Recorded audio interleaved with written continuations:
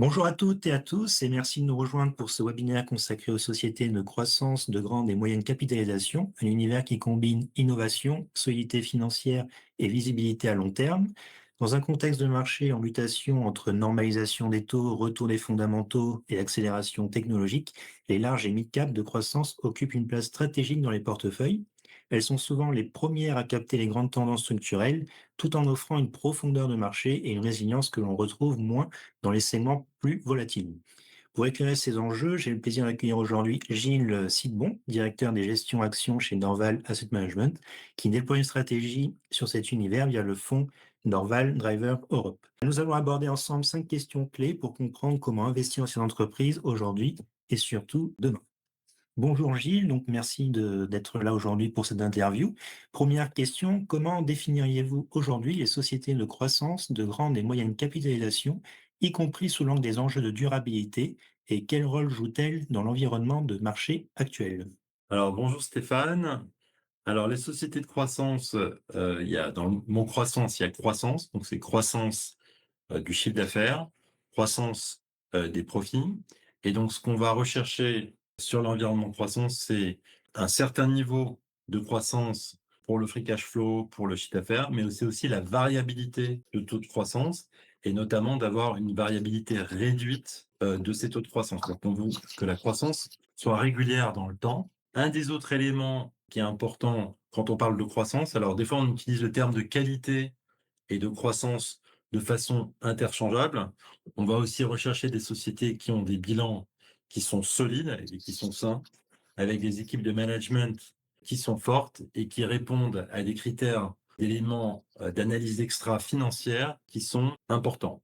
Donc souvent, quand on parle de ces sociétés de croissance, on parle de tendances de fond, donc que ce soit la digitalisation, l'IA, le vieillissement de la population, la transition climatique. Je suis sûr qu'on va en parler un peu plus tard. Et donc, c'est cette régularité de la croissance qui fait que l'univers, généralement, joue un rôle d'amortisseur dans une allocation.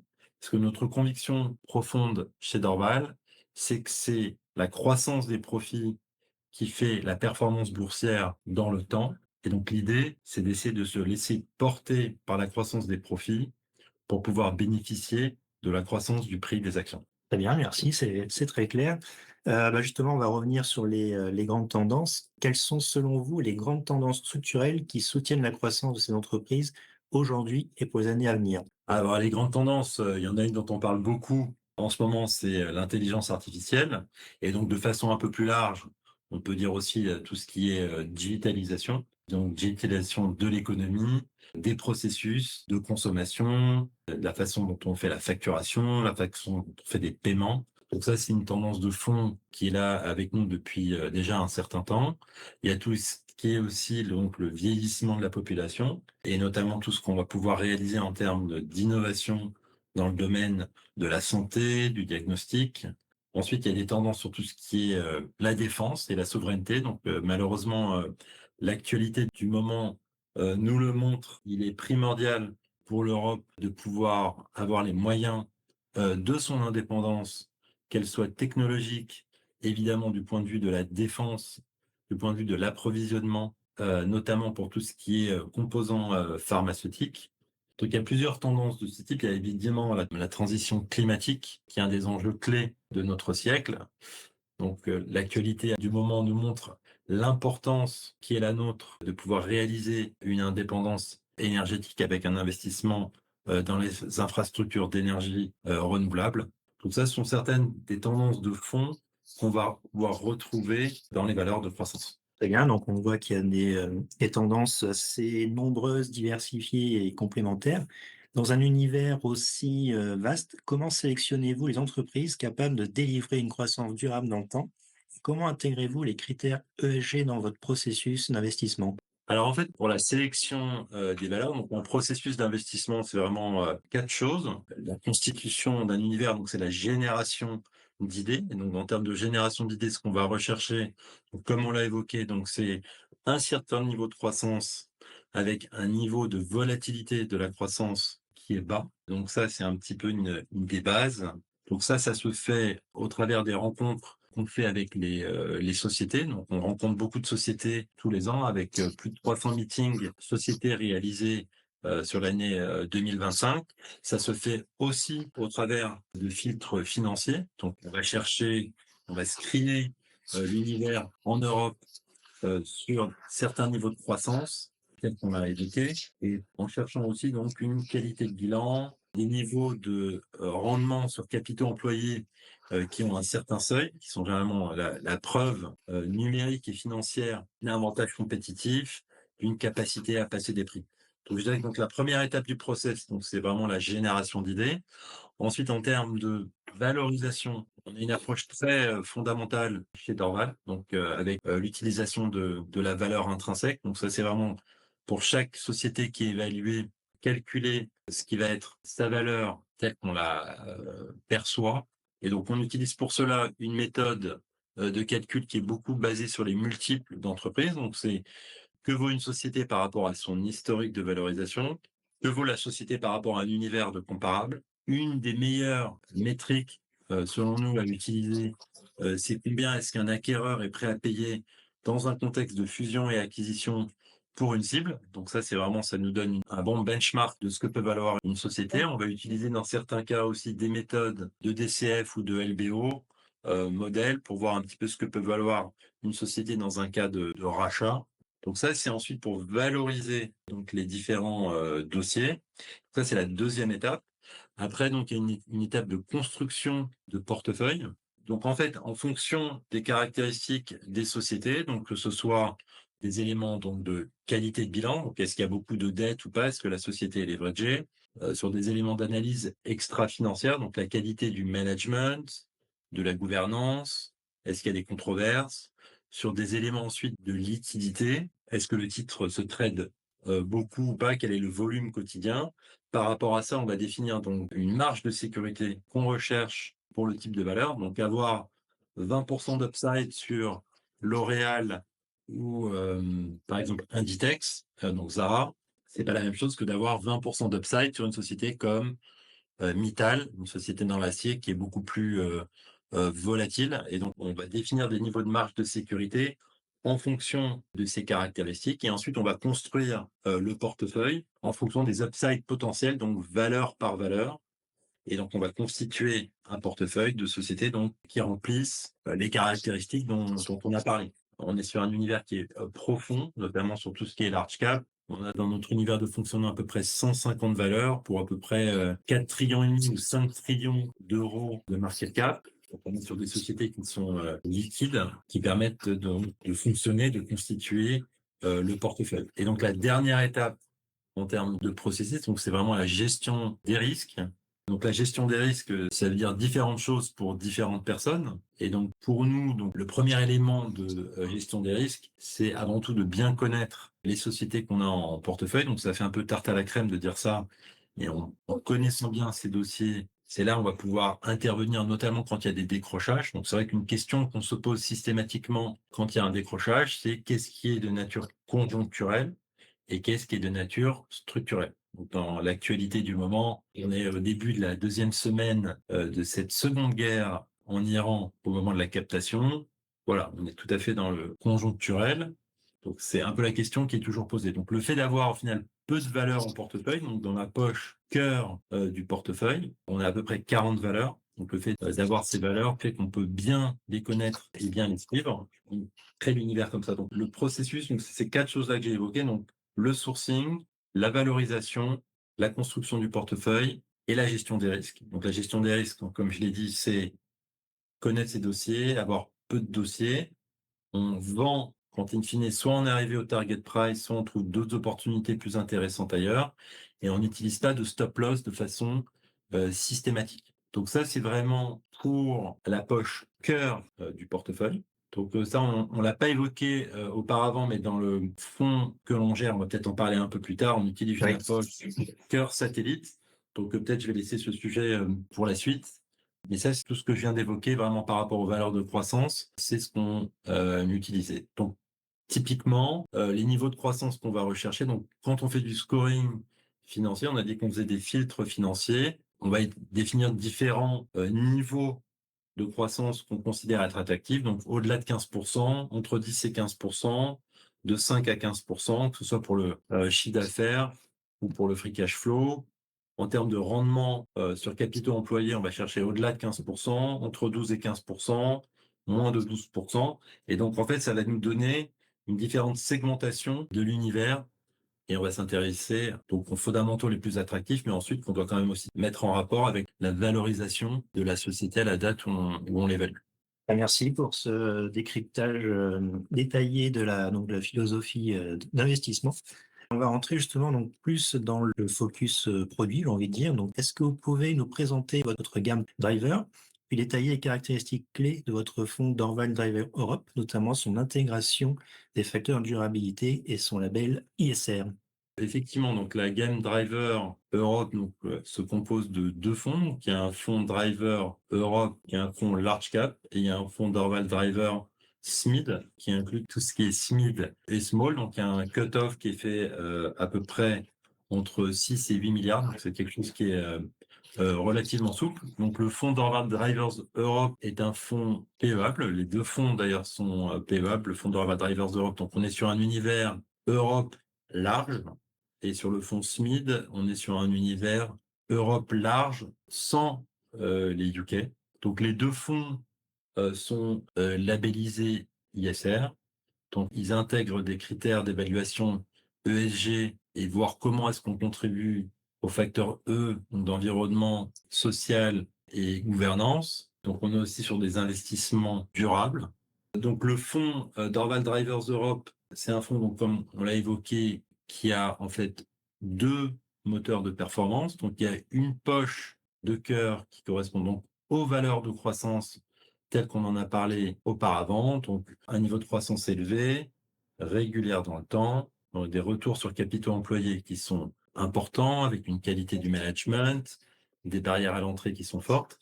Et il y a aussi une poche satellite. Donc, en fait, la poche cœur du portefeuille représente à minima 80%, et il y a une poche satellite qui peut aller jusqu'à 20%. Et en fait, le constat qu'on a fait, c'est qu'il y a très souvent dans le marché des narratifs qui se mettent en place de façon très court terme. Donc, on voit que de plus en plus, les gens tradent soit en ETF thématique, soit en panier thématique. Et donc, pour pouvoir bénéficier de ces narratifs de marché qui sont court terme, on a mis en place dans le fonds une poche qui permet de traiter sur des idées et des thèmes qui sont plus conjoncturels. Alors, une des particularités de Dorval, c'est qu'on a une équipe global macro. Donc, on a plusieurs fonds global macro qui sont gérés chez Dorval. On a 2 économistes et un stratégiste à la maison. Et donc, il y a une comitologie où les gérants de stock picking rencontrent régulièrement l'équipe global macro. On est assis dans la même salle de gestion. Donc, il y a un échange qui est continu avec eux.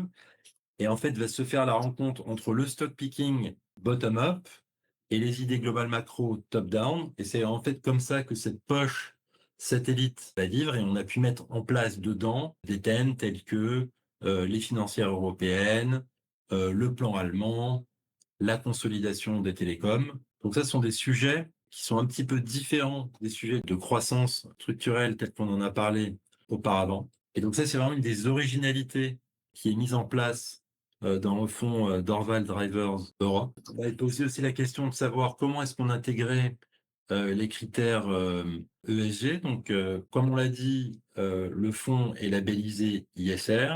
Donc, on intègre ces critères ESG. On intègre la partie gouvernance, notamment avec une surpondération. On veut que ça représente à minima 40% de notre note ESG globale. Donc, on utilise une méthodologie de notation propriétaire. Et donc, à minima, le S et le E vont contribuer à 20%. Et donc, en fait, en fonction des secteurs et des sous-secteurs, le poids de la note E, S et G vont varier pour arriver à la note ESG globale. Mais donc, il y a un accent fort qui est mis sur la gouvernance, notamment dans le processus de gestion de Dorval Drivers Europe. Et donc, la qualité du management est extrêmement importante. Donc, on va avoir des managers qui sont visionnaires, qui eux-mêmes sont investis dans les titres des sociétés dans lesquelles on investit. Donc, on aime bien avoir du skin in the game. donc les incentives soient alignés entre l'actionnaire et le management, et surtout une capacité de démontrer, dans le temps, d'exécution et de delivery sur un business model. Donc le fonds, aujourd'hui, comme je l'ai dit sur la poche de cœur, c'est à peu près 40 valeurs. Donc on est sur un PE moyen de 19 fois, une croissance des bénéfices d'à peu près 13%, une market cap moyenne ou médiane, parce que je pense que c'est plus parlant, de 26 milliards d'euros. Et donc, c'est vrai que, étant des investisseurs croissance, une des métriques qu'on utilise beaucoup, c'est le PEG, donc c'est la valorisation, donc le PE ramené au taux de croissance des profits. Et donc, on est sur un PEG moyen dans le portefeuille qui est à 1,6.